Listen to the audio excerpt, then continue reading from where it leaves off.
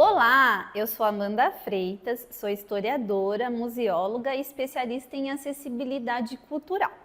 Nesta aula, abordarei o tema Eliminação de barreiras atitudinais, trazendo informações e dicas de convívio com as pessoas com deficiência. Segundo a Lei Brasileira de Inclusão de 2015, as barreiras atitudinais são atitudes ou comportamentos que impeçam ou prejudiquem a participação social das pessoas com deficiência em igualdade de condições e oportunidades com as demais pessoas. Ou seja, podemos dizer que as barreiras atitudinais são compostas por preconceitos, discriminação, exclusão social, inferiorização, isolamento, sentimento de pena ou de dó, estereótipos e estigmas que estão enraizados na sociedade há décadas e que impactam negativamente a inclusão desse público. Há uma tendência histórica em subestimar a capacidade dessas pessoas, promovendo uma visão paternalista que as vê como dignas de pena ou como heróis, quando realizam atividades diárias sozinhas. As barreiras impostas para esse público contribuem para a exclusão social e dificultam o acesso aos direitos básicos, como a educação, o emprego, serviços de saúde, cultura e lazer. Para que esses obstáculos sejam rompidos, é necessária a conscientização de toda a sociedade, unindo esforços para que a igualdade de oportunidades seja igual a todas as pessoas. Outra barreira significativa é a falta de conscientização e sensibilização da população em geral. Muitas pessoas não têm a mínima ideia de como abordar ou interagir com as pessoas com deficiência, levando a situações de extremo constrangimento ou isolamento. Por este motivo, nessa aula, iremos compreender como se relacionar, orientar e auxiliar esta população. Sendo assim, é necessário compreender que a transformação só será completa quando a sociedade de fato entender que a deficiência é uma característica como qualquer outra e que todas as pessoas, independentemente de suas capacidades, têm o direito de participar plenamente da vida em comunidade. Compreender a quantidade de pessoas com deficiência é extremamente importante, tanto no âmbito global quanto aqui no nosso país, pois somente quantificando os números é possível cobrar e criar políticas para essa população. Segundo a Organização Mundial de Saúde, a OMS, cerca de 15% da população mundial vive com algum tipo de deficiência, o que representa cerca de 1 bilhão de pessoas. Já o Censo Demográfico de 2022, realizado pelo Instituto Brasileiro de Geografia e Estatística, o IBGE, revela que 9% da população brasileira tem deficiência, ou seja, 18,6 milhões de pessoas possuem deficiência visual, auditiva, intelectual ou múltipla. No Brasil, a acessibilidade é um direito fundamental e uma base sólida para a construção de uma sociedade mais justa e igualitária. E por este motivo, as políticas públicas exercem um papel crucial na promoção da inclusão e na garantia de oportunidade para todos, reconhecendo e valorizando os direitos das pessoas com deficiência e mobilidade reduzida, promovendo maior equidade e justiça social. 2 documentos são extremamente importantes. O primeiro é a Convenção sobre o Direito das Pessoas com Deficiência, adotada pela Organização das Nações Unidas, a ONU, no ano de 2006, o qual foi o marco na luta pelo direito das pessoas com deficiência, E o segundo, a Lei Brasileira de Inclusão, a LBI, sancionada em 2015, que estabelece uma série de diretrizes e obrigações para garantir a inclusão e acessibilidade, além de definir sanções para os casos de discriminação. E dando continuidade na pauta de discriminação, é muito importante compreender as demandas atuais das pessoas com deficiência, que são extremamente importantes para que nossa sociedade cada vez mais se torne igualitária.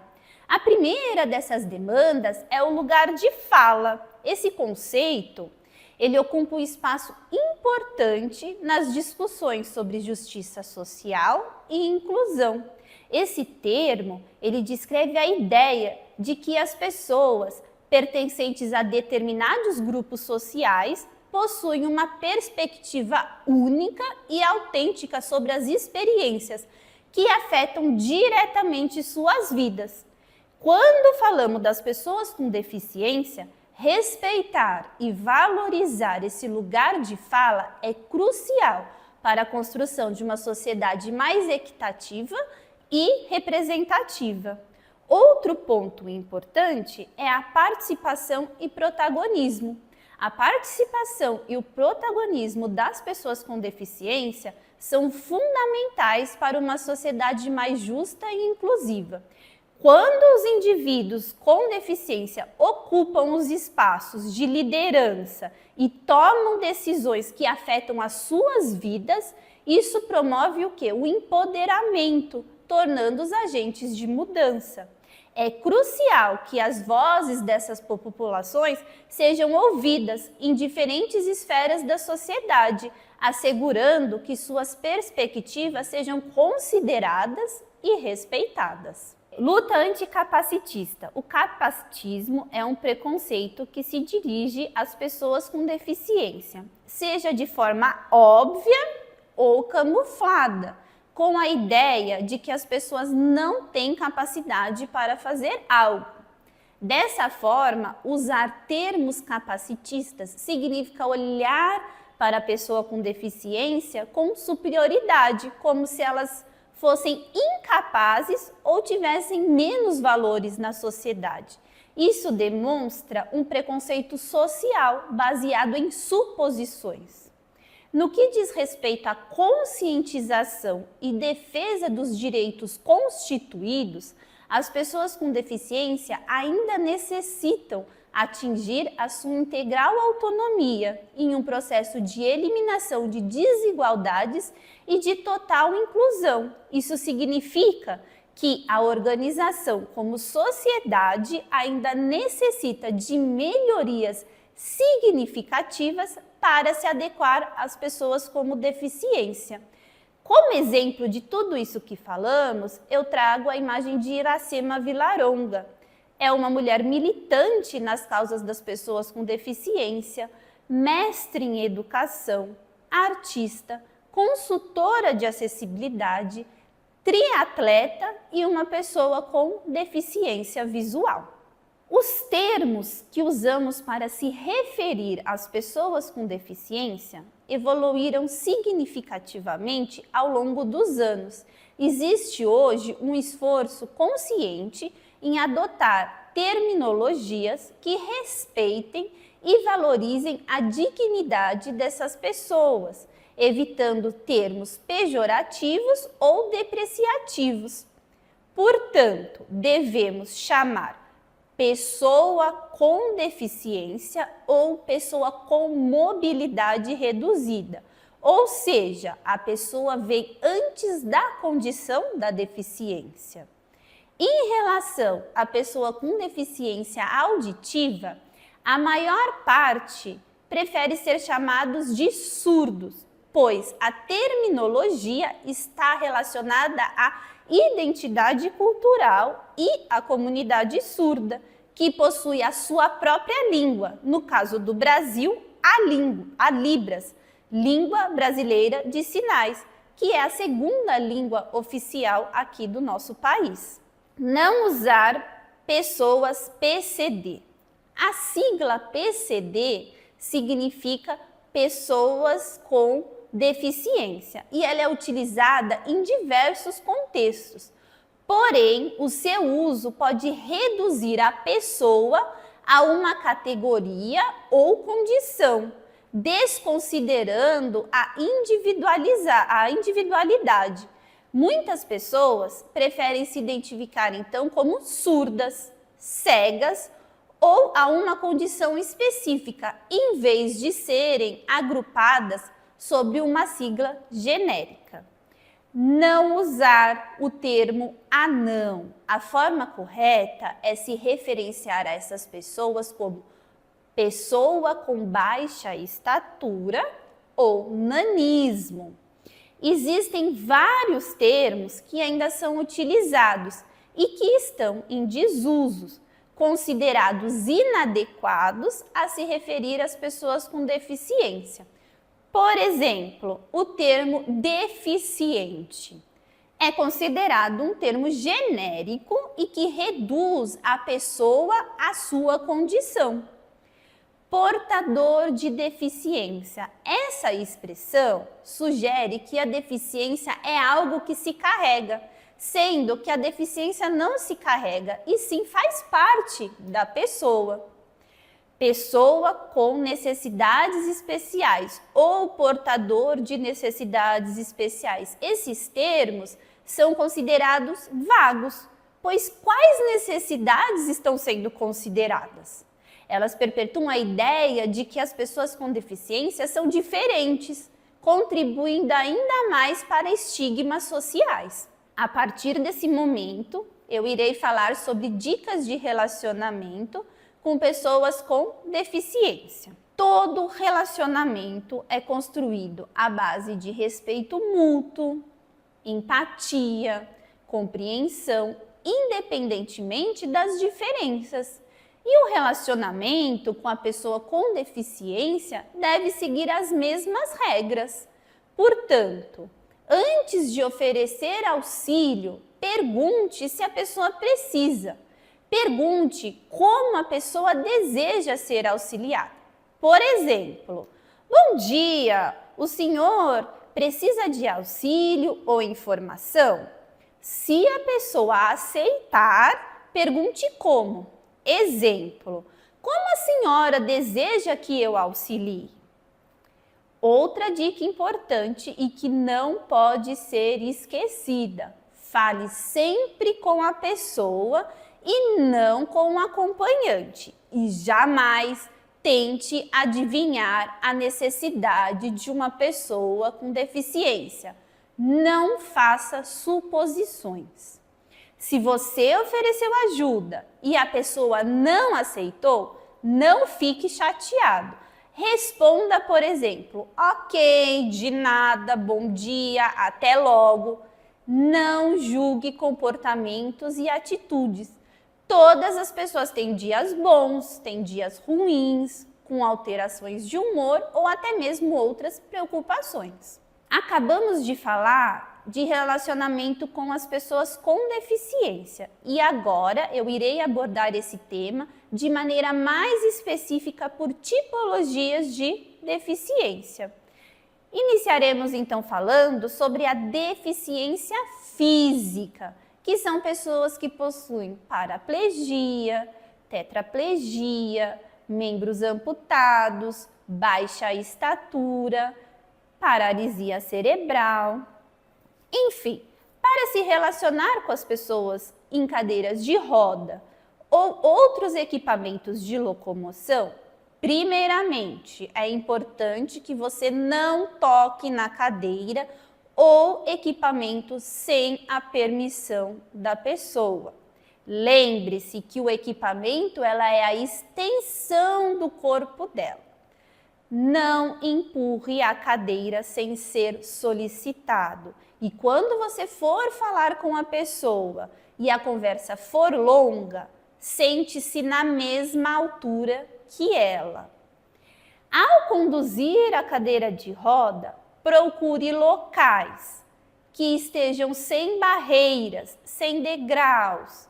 E ao empurrar a cadeira, sempre faça com calma e cuidado. Caso não conseguir ultrapassar um obstáculo, peça a ajuda de alguém mais forte que você para evitar acidentes. Em relação às pessoas surdas, para aqueles que não sabem se comunicar em Libras, tenha sempre um bloquinho de anotações e a caneta à disposição. Ou você também pode usar o seu bloco de notas do celular para interagir com a pessoa. É importante sempre se posicionar de frente para a pessoa. Não é necessário alterar o seu tom de voz, gritar, falar mais alto e nem diminuir a velocidade da voz. Fale normalmente. Pergunte antes se a pessoa usa Libras como a primeira língua ou se ela faz leitura labial. Procure estudar Libras para a comunicação com as pessoas surdas sinalizantes. Na internet existem diversos cursos gratuitos e que você pode se inscrever. Sempre que houver um intérprete, fale para a pessoa ou grupo e não olhar diretamente para a pessoa que está sinalizando, né? No caso, o intérprete. Providencie para suas aulas, visitas, eventos, cursos, palestras, inclusive online, intérprete de Libras e português. Pessoas com deficiência visual.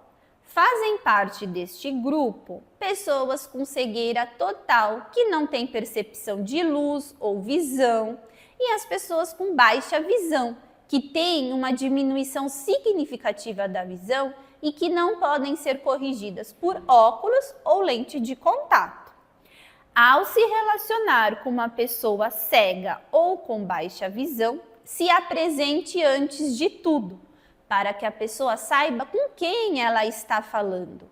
Não aborde a pessoa de maneira brusca para que ela não se assuste. Oferte sua ajuda e, caso a pessoa aceite, ofereça o seu braço ou ombro para guiá-la. Avise se existem outras pessoas no lugar que vocês estão. Avise também o que você está fazendo ou o que você irá fazer.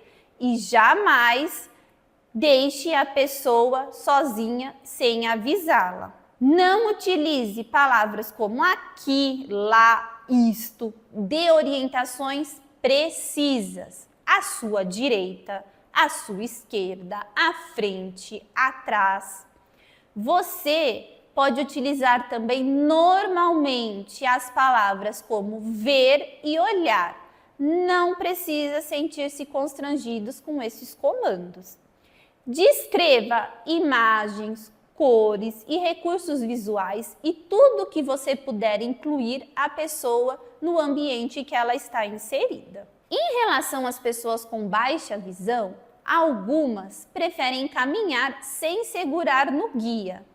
Não segure de maneira nenhuma na bengala ou na roupa para guiar a pessoa, assim como também não é aceitável empurrar-a para trás. Em escadas, indique o local do corrimão e de que lado está. A pessoa com o tato conseguirá subir e descer sozinha. Esse movimento faz parte do seu cotidiano. Você deve acompanhar o percurso e voltar a guiá-la no final da escada. As pessoas com surdo-cegueira usam sistemas de comunicações alternativos e tecnologias assistivas táteis para se comunicarem. Os métodos mais utilizados são o Tadoma, um método que envolve as percepções de vibrações da fala por meio do toque, colocando as mãos nas áreas específicas como gargantas, lábios e queixos. Já na Libras tátil, o indivíduo ele toca na mão do usuário para sentir os sinais formados. Eles utilizam também a linha Braille para a leitura através de pontos e relevos e a estenotipia Braille, que permite em tempo real transmitir informações de uma palestra ou curso.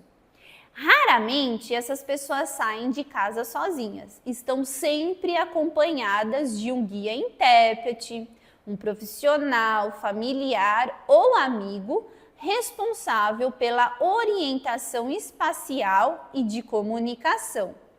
No Brasil, existem serviços públicos e particulares de guia intérprete, sendo principalmente na área de educação e saúde. Como exemplo, temos a norte-americana Helen Keller, nascida em 1880 e que ficou cega e surda ainda criança. Ela aprendeu a se comunicar através do toque e do braille e se tornou ativista e a primeira mulher surdo-cega a ter um diploma universitário. A Lei número 14.951/24 foi sancionada e publicada em 5 de agosto, estabelecendo cores específicas para a bengala longa, usada por pessoas com deficiência visual, a fim de identificar o grau de deficiência do usuário. Então, portanto, as cores de referência são: cegos usam bengalas brancas, pessoas com baixa visão, verdes, e surdo cego, vermelho e branco. Apesar de ser uma lei, a pessoa com deficiência visual pode usar a bengala da cor que preferir. Inclusive, muitas pessoas usam bengalas estilizadas ou com cores que combinam com a sua vestimenta. Para falar das pessoas com deficiência intelectual, trago a imagem de Débora Seabra, uma mulher atriz, escritora, palestrante e a primeira professora de educação infantil com deficiência intelectual do Brasil. As pessoas com deficiência intelectual são um público que enfrentam muitos desafios, porém, muitas vezes as habilidades e potencialidade dessas pessoas são subestimadas.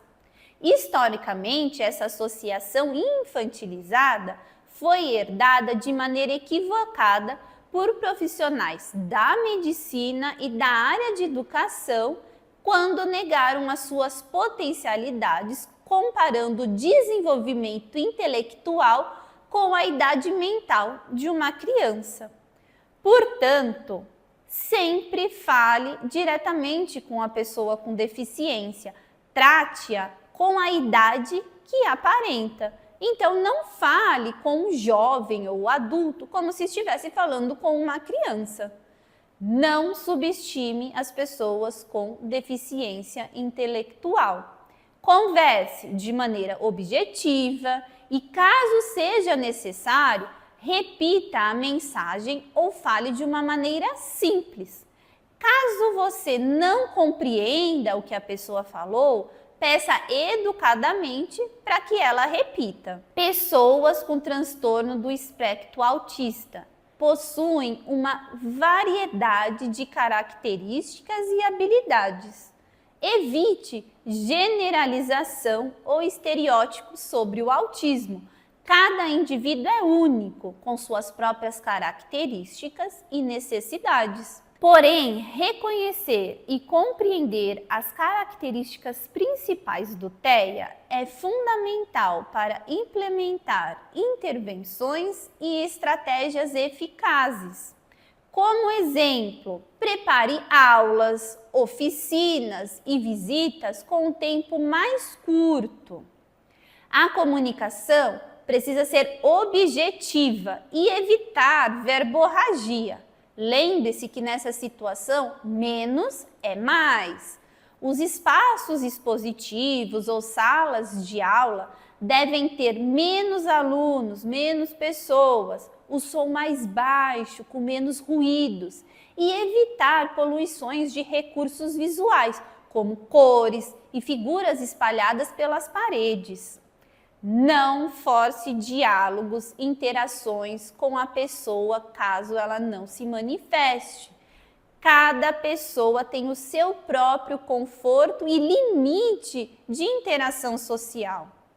Respeite e permita que a pessoa decida quando e como deseja se envolver socialmente. Por fim, entendemos que a luta pelos direitos das pessoas com deficiência somente será eficaz se os governos, a sociedade civil e a iniciativa privada estiverem unidos com o mesmo propósito.